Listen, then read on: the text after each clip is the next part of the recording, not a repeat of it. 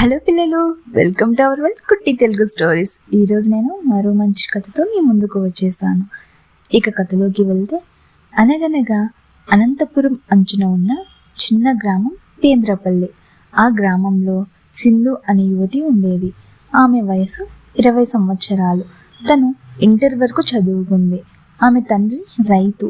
చిన్నప్పటి నుంచి నేలవాసనంటే సింధుకి ప్రాణం. చెట్లు, మొక్కలు, పూలు, కూరగాయలు ఇవన్నీ ఆమెకు స్నేహితులు. స్కూల్కి వెళ్ళే సమయాలలో వెళ్ళే దారిలో కూడా తోటలోని టొమాటోలు, మిరపకాయలు, దోసకాయ చెట్లను ప్రేమగా తాకి చూస్తూ వెళ్ళేది. అంత ఇష్టం తనకు మొక్కలంటే. చదువు ముగిశాక సింధు తన తండ్రితో కలిసి పొలానికి వెళ్ళి తన తండ్రికి సహాయం చేస్తూ ఉండేది.